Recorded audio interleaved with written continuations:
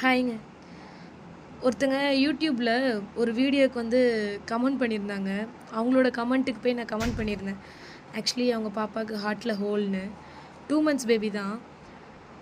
அவளுக்கு ஹோல் இருக்குன்னு தெரிஞ்சு அவங்க கமெண்ட்ட பார்க்கும்போதே எனக்கு அந்த கமெண்ட்ல அவங்களோட வலிகள் தான் தெரிஞ்சுச்சு. அவங்க எழுதியிருக்கும்போது. அவங்களுக்கு நான் ரிப்ளை குடுத்துருந்தேன். அவங்க என்ன 6 மந்த்ஸா தேடியிருப்பாங்க போல. தேடி என்னோட இன்ஸ்டா ஐடியில வந்து என்ன பார்த்து கண்டுபிடிச்சு எனக்கு மெசேஜ் பண்ணியிருக்காங்க. சிஸ்டர் பாப்பாவுக்கு அடிக்கடி கோல்ட் ஆகுது. என்ன பண்ணணும்னு சொல்லுங்க ப்ளீஸ். எனக்கு என்ன பண்ணுறதுனே புரியல அப்படின்னு.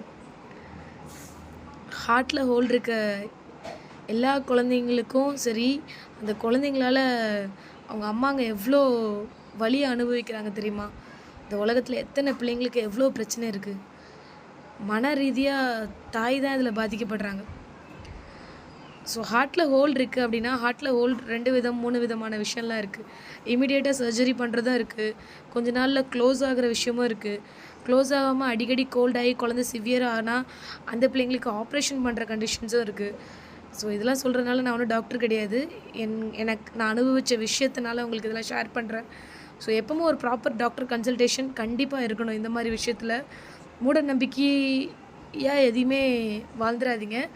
ஒரு ப்ராப்பர் டாக்டர் கன்சல்டேஷன் உங்கள் பிள்ளைங்களுக்கு ஏதாவது ஒரு பிரச்சனை இருக்குன்னா அந்தந்த ஸ்பெஷலிஸ்ட்டை தயவுசெய்து போய் பாருங்கள். பார்த்து அதுக்கான ட்ரீட்மெண்ட்டை பாருங்கள். அவ்வளோதான். ஏன்னா டாக்டர் கன்சல்டேஷன் இல்லாமல் சரியாயிரும் 4 பேர் சொல்கிறத நம்பி அசால்ட்டாகவும் இருக்கக்கூடாது. நம்மளுக்கு தெரியும். இந்த டாக்டர் பார்த்துருக்கோம். நம்ம இப்படி வெயிட் பண்ணுறோம், இப்படி பண்ண போகிறோன்றது நம்மளுக்கு தெரியணும். டாக்டரே பார்க்குறாம 4 பேர் சொல்லிட்டாங்கன்றத வச்சு என்றைக்குமே ஜட்ஜ் பண்ணாதீங்க. ப்ராப்பர் டாக்டர் கன்சல்டேஷன் எடுக்கிறது ஒன்றும் தப்பு இல்லையே. இப்போ வந்து எவ்வளோ மெடிசின்ஸ் வந்திருக்கு, எவ்வளோ விஷயம் நடந்துகிட்ருக்கு.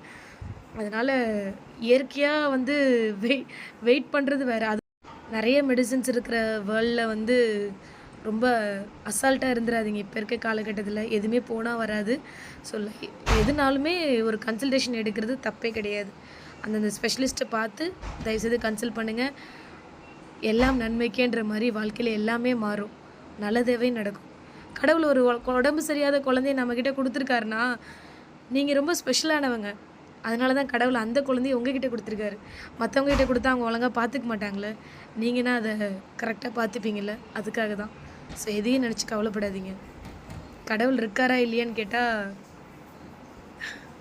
இதுக்கான பதில் நீங்கள் சொல்லுங்கள்.